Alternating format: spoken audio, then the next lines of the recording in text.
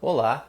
Hoje estamos de volta aqui para discutir o fim dos tempos. Esse é um tema que gera bastante interesse nas pessoas. Eu, quando era criança, o primeiro livro da Bíblia que eu li quando eu ganhei uma Bíblia, quando eu fiz a transição daquelas Bíblias ilustradas para ganhar uma Bíblia de verdade, uma Bíblia de adulto, o primeiro livro que eu li foi Apocalipse.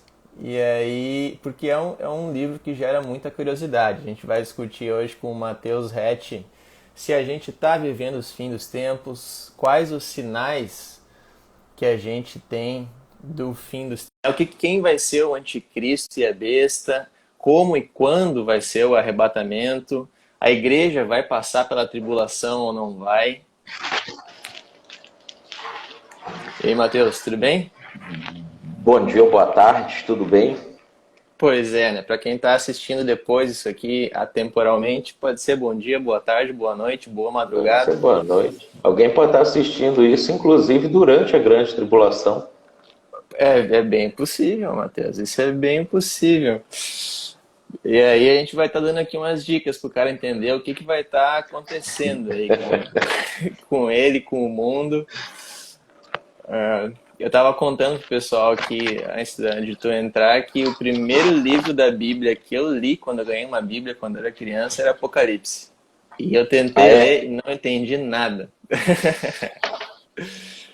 Faz parte. Eu lia também, que eu era curioso, eu achava engraçado, assim, estranho essas partes. E eu lembro uma vez que uns pastores foram lá em casa e jantar e começaram a falar do Apocalipse e, tipo assim, já era uma coisa que ia acontecer, isso era 1990 e alguma coisa. Mas já era uma coisa que acontecia assim, a qualquer momento. A qualquer momento. Eu lembro que eu fui dormir naquela noite, assim, acreditando que realmente aquela devia ser a última noite, ou se não fosse aquela, ia ser a próxima. Eu já ouvi umas E pregações assim. era um momento de tensão, essa infância nossa aí na igreja. Aham, aham. Aí os pais demoravam pra voltar, ou tu ia tomar banho, eles iam no mercado, tu saía do banho, eles não estavam mais em casa, tu pensava que o arrebatamento aconteceu e tu tinha ficado pra trás. Que criança Aí evangélica não sofreu esse drama? você ficava fazendo aí a análise dos pecados, né? Será que Deus levou em consideração isso e me largou por causa disso aqui? Aham, e será que eu tenho chance agora? Ou agora acabou? Quando o cara é Ainda criança, mais isso é um criança, drama. né? Como é que você vai fugir do anticristo? Como é que você vai comer, achar outros que ficaram para trás para formar um clã? Uhum. Tenso demais, tenso demais.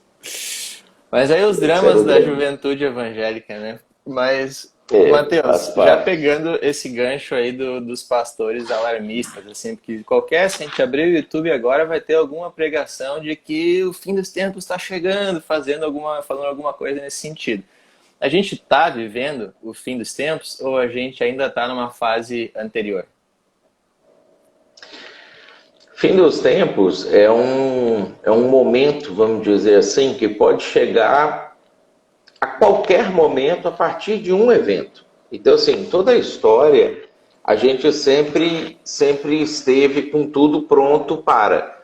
Se isso aqui acontecer, o fim dos tempos começa. Né? Então, nós estamos sempre a um passo disso acontecer, que é a pregação do Evangelho, que é uma das coisas que eu, por exemplo, não lembro de ter visto tanta ênfase sendo dada a isso normalmente quando os estudos de Apocalipse aconteciam. E isso é, na verdade, o único requisito que Jesus deixou, que precisa ser cumprido para que o fim dos tempos desencadeie, comece e as coisas aconteçam. Né? Então, considerando que isso ainda não vai acontecer, pelo menos esse ano, né, ou sei lá, nos próximos anos curtos, nós estamos uma certa distância do fim dos tempos. Né? Pode acontecer na nossa geração, mas não necessariamente vai acontecer em 2022. Né? Então a gente está sempre faltando. E essa coisa dos fins dos tempos,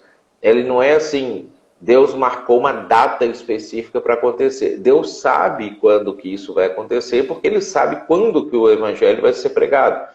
Mas a Bíblia diz para a gente que nós poderíamos apressar isso, antecipar isso, caso pregássemos, né? Ou isso ia acontecer em algum momento na história, mas é uma condicionante que nos deixa com a responsabilidade na mão, né? A respeito de quando Jesus vai voltar. Uhum, tá. Então, o primeiro dominó que vai desencadear o resto dos eventos do fim dos tempos é a pregação do evangelho no mundo inteiro, para cada tribo, etnia, indígena, tudo isso. Vai ter que chegar o evangelho lá. Isso.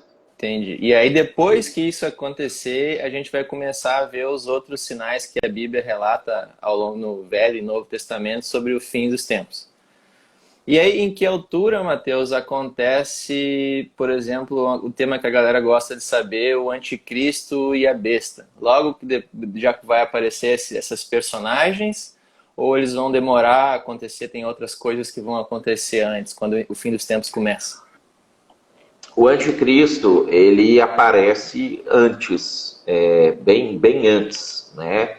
Ele aparece num contexto político, aparece num contexto de num primeiro momento, como sendo talvez um presidente, ou um governante, ou um general de algum país que se envolve numa guerra. A Bíblia fala que uma das coisas que vai anteceder o período que depois Jesus chama de grande tribulação é uma guerra a nível mundial. Então, o anticristo ele surge no cenário como um desses participantes dessa guerra mundial, e ele se consolida como sendo o vencedor, não no sentido de ter conquistado os outros países, mas de ter achado uma solução para essa situação. Ele inicia, então, como um conquistador militar e sai disso como um pacificador político. Alguém que dá conta de organizar politicamente, fazer alianças, tratados, etc., que põe fim ao conflito e que assume a posição principal daquele que vai organizar a condução desse conflito. Então, antes ainda da gente ter cataclismas cósmicos, coisas caindo na Terra, pragas e aquela coisa toda, a gente tem um evento político que faz uma modificação no mundo, uma guerra que gera uma inflação altíssima, que gera muita morte, que gera a necessidade de um político, de uma pessoa com esse perfil, que é o perfil do anticristo. Então há uma preparação para ele, e ele já vai estar no cenário, né, ocupando um espaço, e esse espaço vai ser cada vez mais crescente rumo a essa posição de alguém que vai, então, governar o mundo inteiro. Uhum. Então o mundo vai sofrer algum tipo de bagunça, uma guerra, alguma coisa, e o anticristo vai ser um gênio estratégico, assim, político, militar, a gente não sabe bem, que vai organizar esse cenário. Mas esse cara, esse anticristo, ele é tipo um ser humano normal, ou é tipo aquele filme O Advogado do Diabo, com o Al Pacino, que era o próprio diabo que ia lá e tinha um filho aqui na Terra, um negócio todo cheio de ocultismo e tal, ou é um ser humano normal? É um ser humano normal. A figura do diabo durante o Apocalipse, ela é descrita por João, mas como sendo uma figura à parte do anticristo. Ele interage com o anticristo, ele de alguma maneira empodera o anticristo, aquilo que ele prometeu para Jesus, né, de olha, os reinos da terra, tudo isso eu vou te dar se você se prostrar e me adorar. Ele vai executar isso com essa figura, com o anticristo, conceder a ele o domínio de todos os povos da terra em troca de adoração. Então são figuras distintas umas das outras, uma da outra. O anticristo é uma pessoa, um ser humano normal, vai ter uma biografia, vai ter sido filho de alguém, neto de alguém, bisneto de alguém, que em algum momento vai assumir essa posição. Inclusive, quando a gente olha para essa perspectiva bíblica, de que o fim dos tempos não é uma coisa que vai acontecer na data tal, de forma pré-determinada por Deus, mas é um evento que vai acontecer após a pregação do Evangelho. Isso mostra para a gente que ao longo da história humana nós já tivemos vários candidatos possíveis a ser o anticristo, né? Então, se o Evangelho tivesse sido pregado no século XVIII, tinha gente lá naquela época que assumiria essa posição.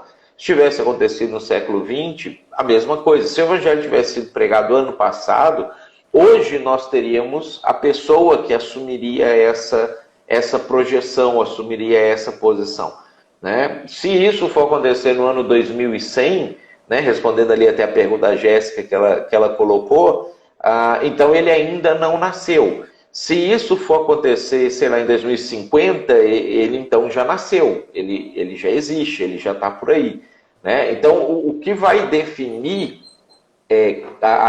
o surgimento e a escolha dessa pessoa vai ser esse momento da pregação do evangelho. Então, ele não é um cara que, tipo, é colocado aqui para isso. Tem um monte de gente que é candidato a ser essa figura. No momento que for o dele surgir, aí, ok, quem que é a pessoa, o candidato mais promissor de todos que nós temos aqui? É o ciclano. Aí ele se torna essa figura anticristo, né? Ele vai ser um cara com um nome, com uma vida, e aí ele se torna essa figura depois. Entendi. Então, quando a igreja pregar o evangelho inteiro, o candidato mais apto vai ser o que vai ser selecionado para cumprir esse papel. E a besta? Quem que é? Quem que é a besta que aparece lá em Apocalipse? A besta, a primeira besta, no caso, né, que é a besta que emerge do mar, ela é a mesma figura, que emerge da terra é a mesma figura, é o anticristo. Ele é a besta, na verdade, é uma tradução, ela dá uma atrapalhada também, porque fica parecendo uma coisa muito mais grotesca do que porque a gente não usa essa palavra mais no nosso dia a dia, né? Besta, na verdade, significa animal, né? O animal que surge da terra, o animal que surge do mar. Isso é uma referência antiga, a gente já via isso acontecendo no livro de Daniel, onde nações, poderes políticos e reis, governantes eram representados por figuras de animais, aonde as características desse animal ele tinha uma analogia com características que aquele reino teria, se ele seria um reino mais agressivo, menos agressivo, se ele seria mais dominador, mais pacífico político, se ele faria pelas armas da guerra, se ele assumiria pelo poder da palavra, da negociação. Então, quando a gente pega esses exemplos lá de Daniel e a gente transporta isso para o livro de Apocalipse, então a besta é tanto uma pessoa quanto um governo, que é caracterizado por esse líder, ou caracterizado por essa pessoa, né? E aí a descrição que é feita para nós desse animal, tanto o da terra quanto o do mar, que vai representar o falso profeta, a descrição que é feita desses animais trabalham para a gente esses dois elementos. Você tem um que tem um elemento de agressividade, de poderio militar, de domínio total, e um que tem esse elemento de discurso bonito, de discurso polido, de um discurso que seduz quem ouve, né? Tem um momento que fala assim, que falava como ovelha, como cordeiro, que parecia como cordeiro, mas falava como dragão, né? A hora que está misturando esses elementos, está falando, é sedutor, é atraente, parece que é bonitinho, mas na hora de você analisar o teor do discurso, é um teor destrutivo, né? É um discurso que engana as pessoas pacificamente, né? Que a pessoa não se sente como se ela tivesse debaixo de uma imposição para aquilo ali. Ela realmente acha que aquilo é o melhor, que aquilo que vai resolver, aquilo traz conforto, paz, diminui a ansiedade. Então, esses elementos, eles são elementos característica de condução, de forma e coisas nesse sentido. Entendi. O Jonatas colocou aqui uma estatística de que 40% do mundo ainda não conhece Jesus, segundo ali o Joshua Project. Então a gente tem bastante trabalho ainda para o Apocalipse, para o fim dos tempos começar a acontecer. E alguém perguntou ali atrás se o anticristo é uma figura global, então, ou é só para Israel, mas é uma figura global, né? Global.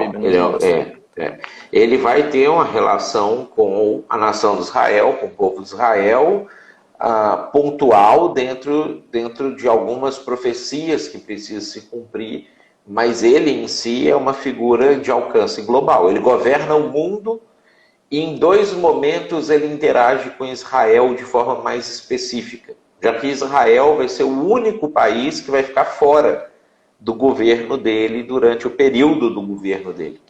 Entendi. Então, aí tem uma outra questão que também do fim dos tempos que levanta muita curiosidade do pessoal, que é a batalha do Armagedon. Então, o que eu quero saber, a gente já tem filmes sobre isso, tem aquele filme do Bruce Willis lá, que eles vão no cometa e tal, e botam uma bomba no cometa. Mas assim, Armagedon é um negócio também excita a imaginação das pessoas. Como é que vai ser essa batalha? O anticristo vai estar nela, Jesus vai intervir. O que vai acontecer nesse dia do que a Bíblia chama lá no Vale do Armagedon? Como é que vai ser? Armagedon, ele, na cultura pop, ele é tido como um evento, né? Parece que assim, é o evento do Armagedon. E, na verdade, Armagedon é uma localização geográfica, né? É como se a gente falasse assim, quem mora aqui no Rio Grande do Sul, como se falasse assim, no Vale dos Sinos, né? Ou como quem mora em São Paulo falasse assim, lá no Vale do Paraíba, né? Em Minas Gerais, o Vale do Aço. Armagedon é o Vale do Megido, né? É uma região geográfica, é um local específico que existe, que várias batalhas já foram travadas lá, inclusive no Antigo Testamento a gente tem batalhas sendo travadas nessa mesma região, nesse mesmo ponto geográfico, e é onde o anticristo vai reunir os exércitos da época, quando ele for fazer uma investida militar contra Israel, uma incursão contra Israel, ele vai estar ajuntado nesse local para poder então fazer a invasão final contra a região de Israel, contra, na verdade, a região de Jerusalém. E que vai ser nesse momento que esses exércitos estiverem reunidos nesse local geográfico que Jesus volta, né? Por isso que tem esse evento tido como se fosse o fim dos tempos, mas na verdade ele vai ser o fim dos tempos do anticristo, né? Não o fim dos tempos propriamente dito. O dia da batalha do Armagedon, para o cristão, vai ser um dia muito bom, vai ser um dia feliz, que vai ser o dia da volta de Jesus, aquilo que o cristão, pelo menos, é orientado por Paulo a aguardar, a desejar, né? Querer muito. E é interessante que a maneira como o Apocalipse às vezes é ensinado, ou escatologia é ensinado, mais gera um sentimento de tomara que não aconteça isso no meu tempo, do que um sentimento de puxa, tomara que o Senhor Jesus volte, tomara que ele venha logo, né? E aí você vê que algo errado acontece no ensino que gera o sentimento oposto ao que a gente deveria ter. Então, o Armagedon, biblicamente, é um dia feliz para o cristão, né? Ele é o fim dos tempos do anticristo, do diabo, mas ele é o início dos tempos com Jesus reinando aqui na Terra. Vai ser um dia que vai valer a pena viver esse dia. E vai ser um dia espetacular, né? Pelo que a gente lê ali nos relatos bíblicos. Jesus vai vir tipo um negócio muito interessante, assim, muito diferente do que a gente é acostumado a ver no nosso mundo natural, né? Ele volta, ele ataca os exércitos do anticristo, né? É outra coisa que é interessante porque a gente tem às vezes aquelas falas, e às vezes também até reforçadas por uma má teologia, uma má compreensão da Bíblia, de que o Deus do Antigo Testamento é diferente do Deus do Novo Testamento, como se o Deus do Antigo Testamento fosse mais vingativo, mais cruel, mais maldoso, e o Deus do Novo Testamento mais bonzinho, aceita tudo, etc. E o livro de Apocalipse, principalmente a Batalha do Armagedon, mostra para nós que não existe diferença, né? É o mesmo Deus. A gente tem ações de graça e de juízo de Deus no Antigo Testamento, e a gente tem ações de graça e de juízo de Deus no Novo Testamento. E elas são correlatas, elas são extremamente equilibradas. Você não vai ter mais uma coisa ou menos uma coisa em um ou outro testamento. Não existe nenhuma nuance de diferença, se a gente coloca os dois testamentos um de frente para o outro, realmente, sem os filtros errados teológicos, é exatamente a mesma pessoa, sem, como diz Tiago, nenhuma sombra de variação entre Deus no Antigo e Deus no Novo Testamento. E o Apocalipse traz essa perspectiva de equilíbrio para nós também, nesse sentido. Aí mais um erro de interpretação sendo corrigido das pessoas achando diferença entre os deuses de cada um dos testamentos. E se o pessoal, fazer um recadinho aqui, se o pessoal que está gostando dessa live, dessa perspectiva sobre escatologia, está curtindo e quer saber mais, eu tenho uma oferta para o pessoal, Matheus. Lá no nosso site a gente tem um módulo inteiro de escatologia, mais de o quê? Umas 15 horas de aula com o Matheus sobre o tema, que hoje, por causa dessa live, a gente botou por metade do preço, 50% off. Ó, tem um merchan agora. Custaria R$ 89,00, Matheus. E agora tá R$ 44,50. Mas é só hoje por causa dessa live. A gente vai colocar um link nos stories depois, ou quem quiser acessar o site. Mas, Matheus, tá chique, tá chique. Mas, Matheus, o pessoal colocou aqui antes nos comentários que é natural que o ser humano tenha medo. Medo do que vai acontecer, medo da volta de Cristo, medo de como é que vai ser o fim dos tempos. Mas eu acho que uma coisa que dá muito medo no pessoal cristão é a questão da tribulação. A Bíblia fala que vai ter um período muito difícil. E aí tem uma dúvida no meio evangélico se a igreja vai ou não vai passar pela grande tribulação. Aí eu quero te perguntar, o que é essa tribulação e se a igreja vai ou não vai passar por ela? A tribulação, Jesus define como um período de duas coisas acontecendo simultaneamente. Ligue de mais pouco ali. Duas coisas acontecendo simultaneamente. E de um lado, você tem uma perseguição muito forte à igreja, aos cristãos, e o anticristo atingindo de uma forma direta e muito forte a igreja. De outro lado, nós temos o período das catástrofes, que em Apocalipse é registrado para nós como sendo as trombetas e as taças sendo tocadas e derramadas. E aí são catástrofes mesmo, assim, de meteoro cair na Terra, de tsunami, de muita mortandade, de problemas climáticos que afetam, né? Se o pessoal está achando calor aí esse ano, lá quando descreve o tipo de calor que vai existir, é um negócio surreal. Então, assim, por causa dessas duas coisas associadas, é que Jesus chama esse período de grande tribulação, de um momento de grande tormenta, confusão, angústia, acontecendo de lado a lado, Deus atacando o anticristo e o reino dele, as pessoas que seguem o anticristo atacando a igreja e as pessoas que seguem Jesus, que amam Jesus naquele momento. Então, já por isso, a gente vê com muita clareza a Bíblia falando que a igreja passa pela grande tribulação. Então, a doutrina de que a igreja não passa pela grande tribulação, ela foi inventada na metade do século XIX por um teólogo americano chamado John Darby, e aí alguns outros estudiosos junto com ele ali, que trabalhou a ideia de que, pelo fato da igreja americana, principalmente, e o país Estados Unidos ser muito cristão e etc., eles não conseguiam entender como que encaixaria um governo mundial e os Estados Unidos presente nesse governo mundial, sendo que eles são de Deus, amavam a Deus e seguiam a Deus sobre todas as coisas. Para eles era impossível imaginar o que hoje é os Estados Unidos, né? Um país que já é pós-cristão e que a maioria da sua população já não liga para o cristianismo. Então, por causa disso, eles construíram, fizeram a costura de textos bíblicos e construíram essa ideia de não.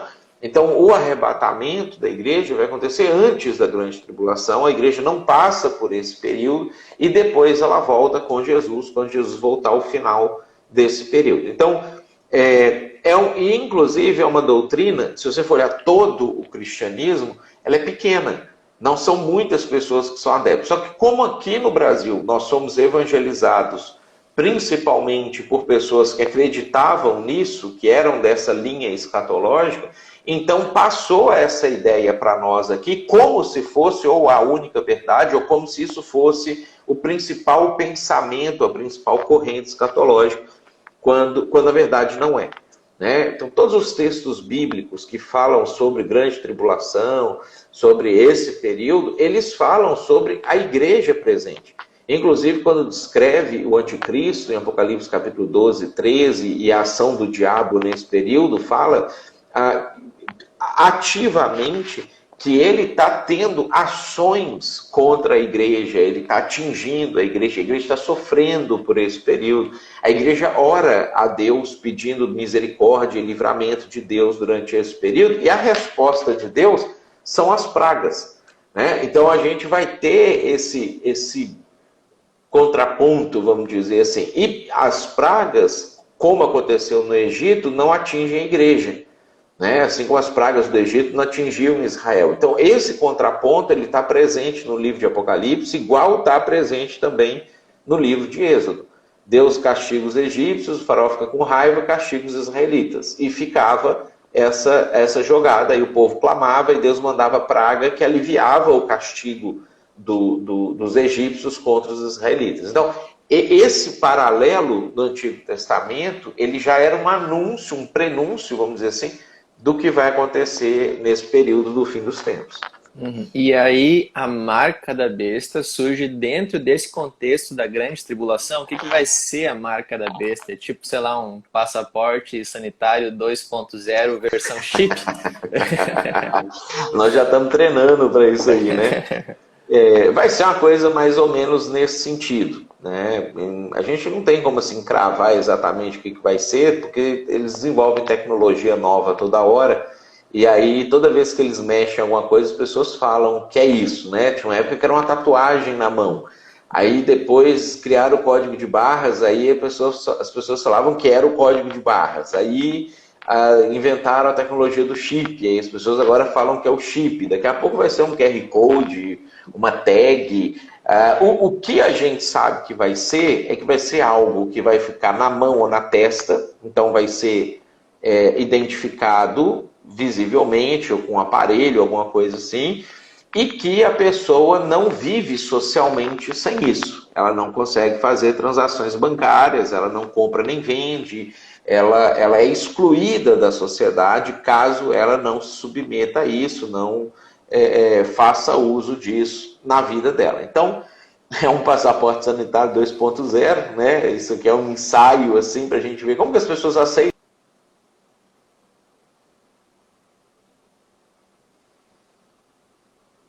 Acho que deu uma travada aqui a conexão do Matheus. Alguém no chat aí me disse se é eu que estou travado ou se é o Matheus que está travado. Agora estou te ouvindo de novo.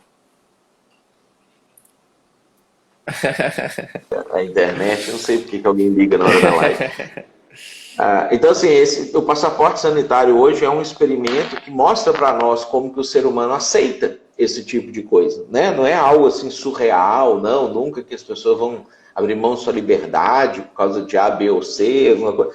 Naturalmente isso vai ser implantado posteriormente. A gente só não sabe exatamente o que. Eu tô mudo pro pessoal, você tá me ouvindo ou não? Não, agora, eu acho que antes estava, quando já estava recebendo a ligação, só que tem um delay até vir o comentário deles aqui para nós.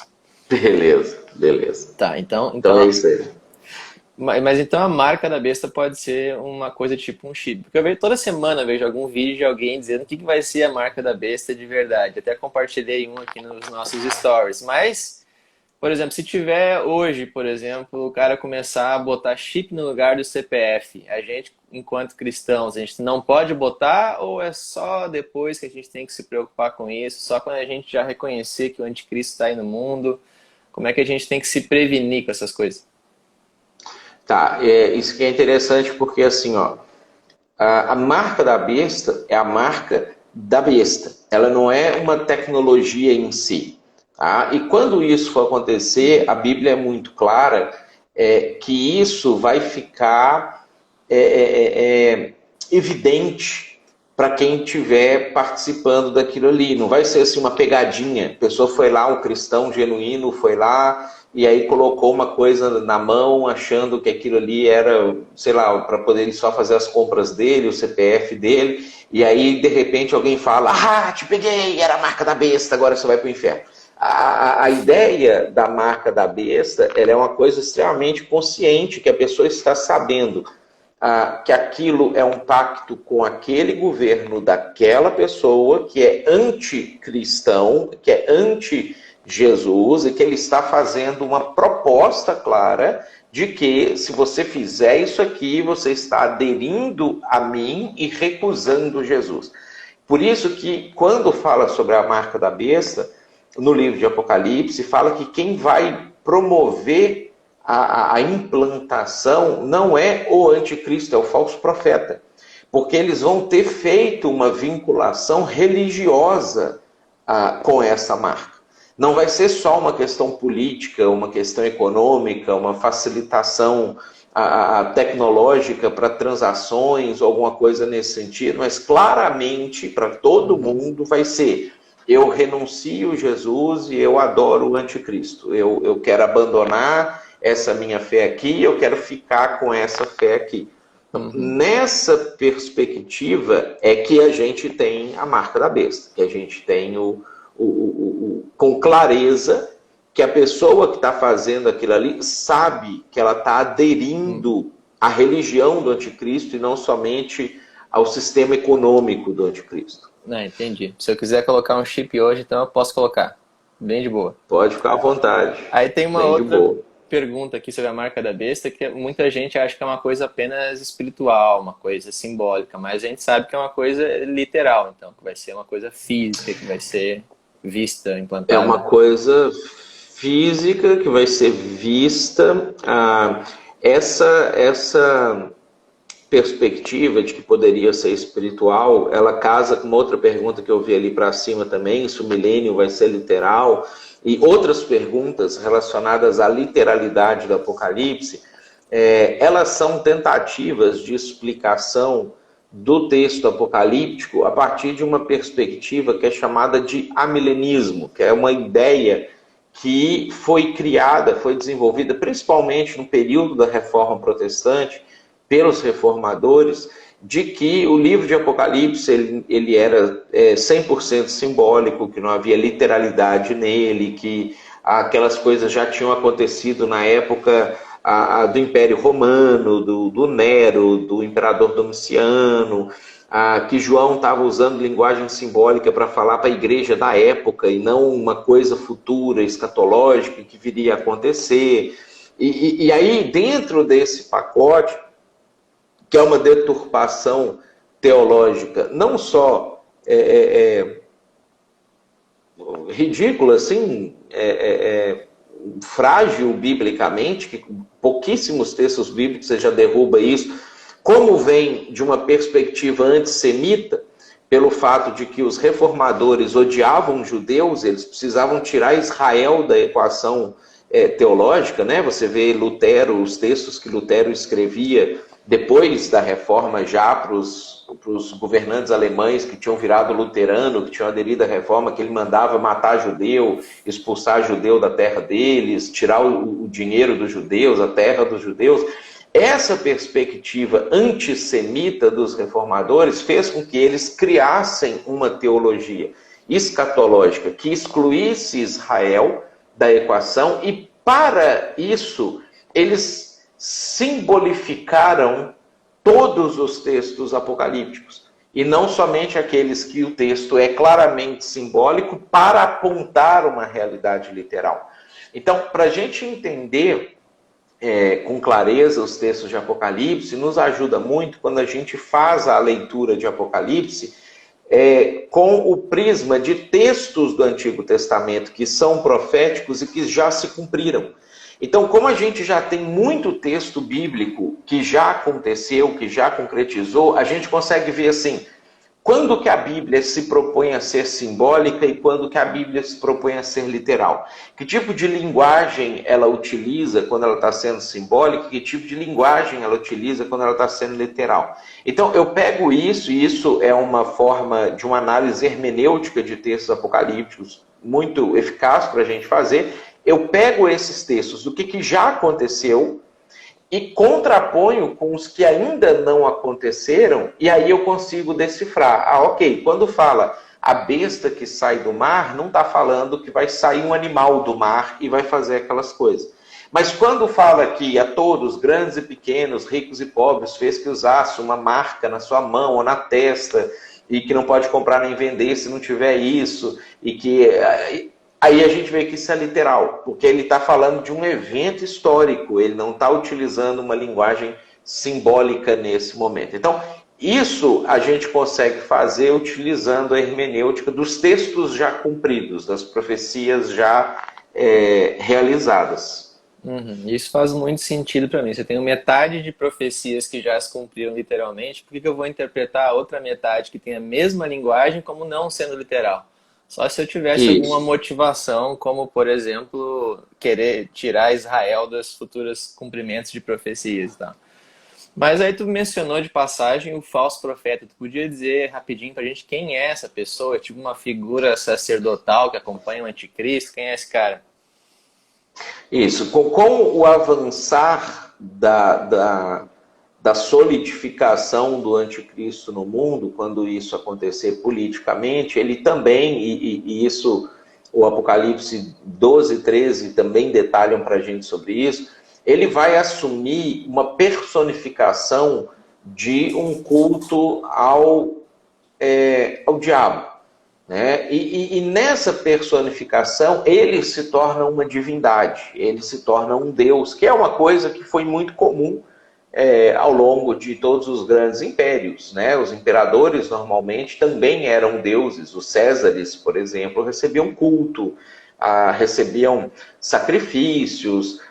Em todos os mitos fundantes de impérios, a gente tem isso com o próprio mito da fundação de Roma, com Rômulo e Remo. Rômulo se torna um deus, se torna uma divindade quando ele morre, e aí as pessoas fazem culto, fazem sacrifícios a ele. Esses elementos que existiam, sempre existiram nas fundações de império. O próprio Napoleão Bonaparte, recentemente... Acho que o Matheus recebeu outra ligação. Não, agora só ficou rodando aqui, mas a ligação não chegou não. A gente teve Napoleão recentemente com isso também, quando ele toma a coroa da mão do Papa, ao invés do Papa coroar ele rei, ele toma a coroa e ele se autoproclama. Ele já está dando um passo nesse sentido de eu estou rompendo com a fé cristã e quem sabe eu vou criar a fé. Né? Então, a figura do falso profeta é esse que vai promover o ingresso do anticristo, não só como figura política, mas também como figura religiosa, um ser a ser adorado, uma pessoa que representa um ideal religioso, um ideal cultico, uma espiritualidade para o mundo, e aí promover ações nesse sentido, para poder construir isso com a figura dele também.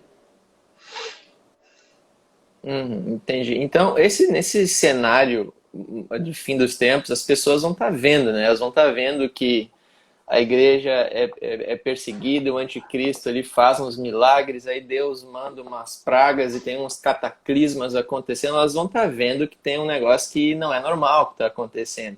Tem coisas sobrenaturais acontecendo a olho nu das pessoas e vai ter Bíblias lá para as pessoas lerem, verem e dizerem assim, poxa, será que não é o que está aqui na Bíblia que está acontecendo aqui no mundo real? Vai estar, digamos assim, em campo aberto essa ideia de que, cara, tá rolando uma batalha de deuses aqui. E eu vou ter que escolher, será que eu quero seguir esse cara aqui, o anticristo, com essas promessas dele? Ou esse outro Deus da Bíblia aqui que os caras estão dizendo que vai ganhar no final? Vai ter essa batalha campo aberto e as pessoas escolhendo, sendo seduzidas por um lado ou por outro? Como é que vai ser? A Bíblia fala que vai ter uma batalha nessa formato que você está falando, uma batalha de deuses, né? Mas eu não acho, e aí é uma percepção, a Bíblia não é clara em relação a isso, não dá para afirmar com certeza, mas eu não acho que as pessoas vão ter esse nível de acesso ao conhecimento bíblico, ao livro de Apocalipse, etc., que você mencionou, pelo simples fato que a gente observa hoje que cristãos não têm esse acesso, né? A gente tem muita gente que é cristã mesmo, que vai à igreja, ama Jesus, vive uma vida de temor a Deus e etc., que não conhece o Apocalipse, que não entende, que não acredita, que não leu, não sei o quê. Então, se isso já acontece no meio cristão, falar sobre esses temas com pessoas que não são cristãs é mais surreal ainda. Então, você imagina que eles estão vivendo... teve um irmão aí que falou que é missionário lá na França e eles lá na França estão vivendo essa realidade de cristianismo já era. Né? Você pega um francês que jamais leu a Bíblia, que para ele a Bíblia e um livro do Nostradamus é a mesma coisa, não tem a menor ideia do que está escrito ali. Quando essas coisas começarem a acontecer, ele vai ter a perspectiva do jornal de o que é que está acontecendo. Né? Que ele vai assistir o Jornal da Globo, vai assistir a CNN, vai ler lá no G1, no site do UOL, né? E vai ver que isso que está acontecendo está sendo resolvido pelo nosso líder, e o nosso líder está organizando as coisas, e veja, o primeiro catástrofe que aconteceu já foi resolvida, porque as coisas não vão acontecer e ficar, elas acontecem e somem. Né? E a gente vê isso acontecendo, vamos fazer o paralelo com o texto de Êxodo das pragas do faraó, que todas as vezes que acontecia uma praga e o povo ficava com medo, vinha um sacerdote falso do faraó e reproduzia aquilo ali. Falava assim, eu também faço transformar em sangue, meu cajado vira serpente também. Então, essas ações eram as ações que dominavam as narrativas das pessoas, dos egípcios no caso, e eu acho que isso vai acontecer nesse novo momento também, para que as pessoas falem assim, não, nosso Deus é melhor então, é Ele que está fazendo as coisas, Ele está organizando as coisas para nós, e vai ser a principal informação que eles vão ter acesso durante esse tempo. Então eu acho que isso explica a atitude deles de crer, e isso também tem vamos dizer assim, um momento anterior, um precedente, a palavra que eu queria usar, no livro de Êxodo, quando a gente vê isso acontecendo nas pragas. Então, para o pessoal aí que está assistindo a gente durante a grande tribulação, é Deus da Bíblia, tá? O tempo está acabando, escolhe certo, não põe a marca da besta, tá? E aí, pensando nisso, Matheus, pensando no pós-Armagedon, como é que vai quando ser quando você for salvar esse vídeo aí no YouTube, tem que colocar lá uma tagzinha, assista se você estiver na tribulação, o pessoal jogar no Google da época lá e ele achar o nosso vídeo. Se estiver acontecendo isso, assista esse vídeo. Mas Matheus, vai acontecer o Armagedon, aí Jesus Cristo vai intervir, aí ele vai acabar com os exércitos do anticristo, e aí ele vai começar a reinar. E aí tu já falou que vai ser um reino literal, de 1000 anos. Como é que vai ser esse reino? As outras nações vão continuar como estão? Como é que vai ser o governo dele? Vai ser 1000 anos mesmo? Ou isso é uma figura de linguagem para um tempo indeterminado? Como é que vai ser? Pelo que a Bíblia apresenta, a linguagem que é utilizada é uma linguagem de literalidade. Ele não está se propondo a ser figurativo. Jesus ele vai ter voltado, como ele prometeu que iria fazer. Ele vai estar aqui, vai estar entre nós. Vai estabelecer um governo em Israel, a partir de Israel, sobre o mundo inteiro.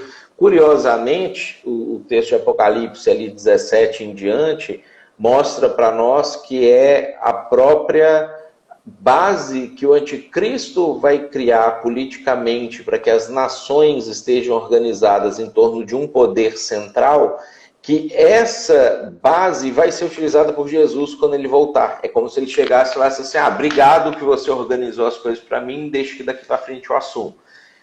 E aí ele vai governar durante esse período, vai ser um período que a Terra vai se reorganizar, que muitas coisas ruins vão ser retiradas. Ainda não é um período de restauração completa da humanidade, ainda vai ter morte, ainda vai ter pecado no mundo, o ser humano ainda vai ter a opção de se rebelar contra Deus, contra Jesus, mas vai ser um período extremamente pacífico, maravilhoso, analisando a perspectiva do que aconteceu no mundo até hoje. Então nós vamos experimentar aquilo que os judeus tinham a expectativa que o Messias fizesse já na sua chegada e que quando Jesus entra no domingo de Ramos, as pessoas saúdam ele como rei, a gente vai experimentar isso acontecendo. Então o resto das profecias messiânicas se cumprem, porque o Messias reina, não só sofre, mas reina também. E isso durante esse período de tempo, até que Deus decida soltar Satanás novamente, para que ele promova uma última revolta contra Deus, que seria a batalha de Gog e Magog. Eu vi que tem uma pergunta ali a respeito disso também. E aí essa última revolta é vencida novamente por Jesus, esmagada, essa revolta ali por Jesus, e aí depois entra o juízo final. Aí termina de verdade, aí é o fim dos tempos, termina essa era que nós estamos vivendo aqui, que é a era dos seres humanos.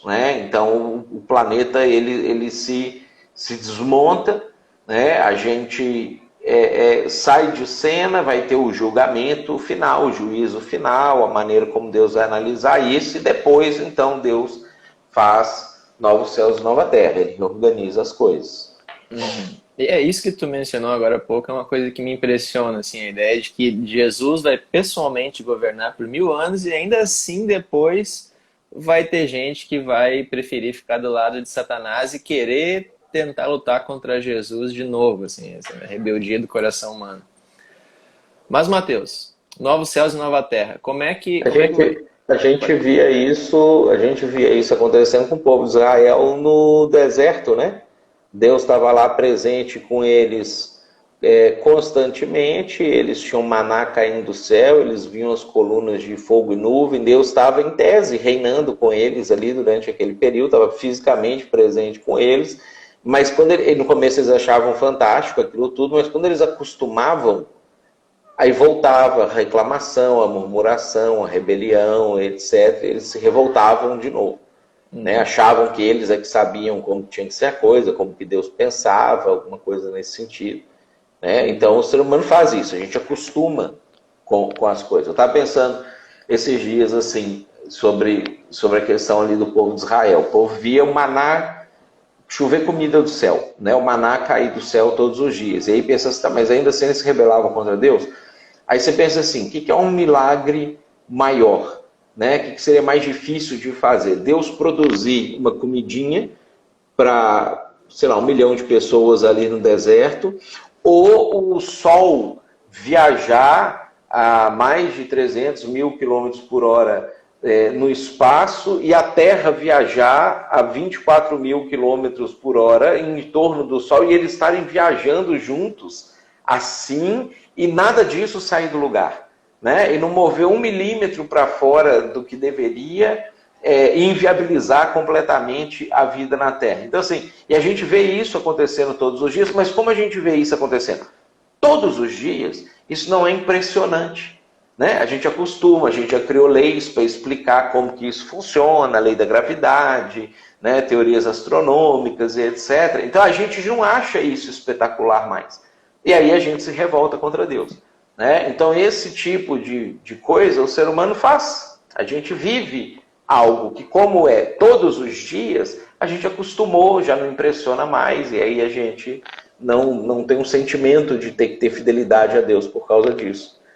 Então é normal, a gente já faz isso. Eu uso esses exemplos aí nas aulas de apologética do seminário, que sempre vem aquela pergunta assim, mas por que Deus não torna mais fácil para as pessoas crerem nele, porque ele não aparece numa luz assim, aí todo mundo, ninguém ia ter dúvida, todo mundo ia seguir Jesus.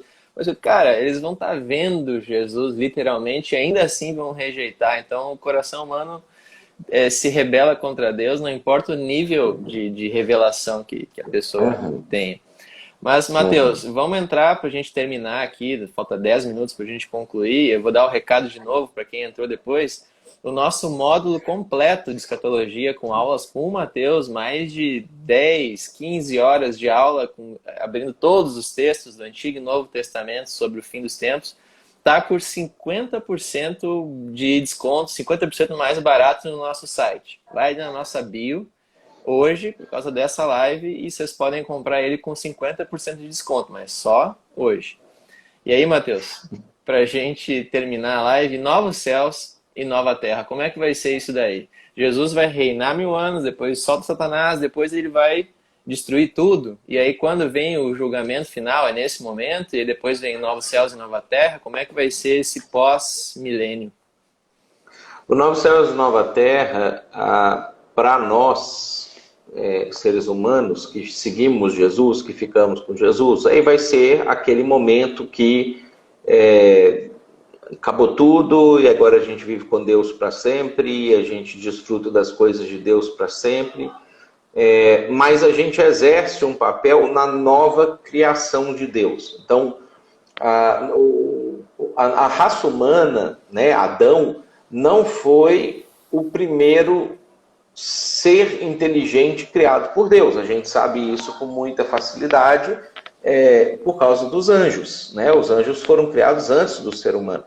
Os anjos, eles, quando a Bíblia vai mostrando, relatando um pouquinho mais para nós, a gente vê que eles tiveram a era deles, eles tiveram um momento de provação deles. O livro de Ezequiel 28, fala que isso aconteceu no planeta Terra, isso não foi num plano, no céu, algum lugar assim.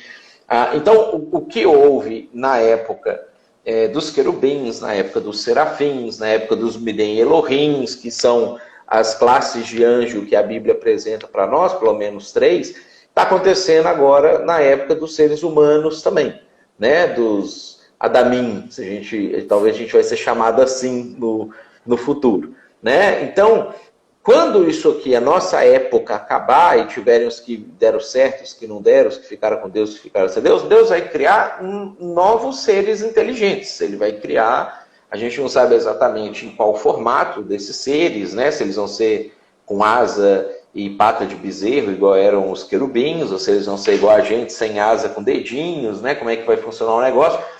Mas Deus vai criar novos seres, vai criar uma nova terra, vai ter uma nova criação, vai ter uma nova interação de Deus com esses seres, e nós vamos estar presentes durante esse período. O que a Bíblia não é clara para nós é se nós vamos, por exemplo, ser visíveis para eles ou não. A gente vai ser igual hoje os anjos, para nós são invisíveis, e só de vez em quando que um ou outro aparecia. Né? Em que nível a nossa influência sobre eles vai acontecer? Vai ser de um convencimento verbal, vai ser uma influência mental, como funciona com os anjos e com os demônios hoje para nós. Então, a gente não consegue, vamos dizer assim, cravar a forma disso acontecer. Mas a nova terra, essa perspectiva, é que vai ser agora uma outra criação. Né? Então, eles vão estar lá escavando, daqui a pouco vão estar vendo um pedaço da Estátua da Liberdade enterrada lá no chão, vão falar assim, eles adoravam uma divindade que tinha uma tocha na mão, e não sei o que, os povos antigos, e não sei o que, não sei o que. Tipo, hoje a gente fica escavando o passado e inventando coisa na nossa cabeça para poder preencher as lacunas. Provavelmente eles vão estar fazendo isso ali, vão ter uma relação com Deus específica de alguma maneira, mas isso aí vai ser a era de outros seres, não vai ser mais a nossa era. A nossa era termina aqui e a gente fica por todas as próximas eras, pelos séculos dos séculos, junto com Deus, desfrutando de qualquer coisa que ele criar daqui para frente. Eu imagino os caras escavando a Disneylândia lá e pensando, pô, os caras adoravam um rato gigante aqui, cachorro com chapéu, esse povo é a biruta da cabeça. É, Aham, aham. mas Matheus, Que a doido. gente está chegando no final aqui e tem uma pergunta que foi enviada aqui pelas perguntas aqui, aqui a caixinha de perguntas da live, que volta ali a Uhum. marca da besta para a gente não deixar nenhuma pergunta sem responder. Cara, o Simon Saldanha perguntou se há harmonização entre a visão exposta por ti agora sobre a marca da besta e a visão preterista do 666 ligada a Nero.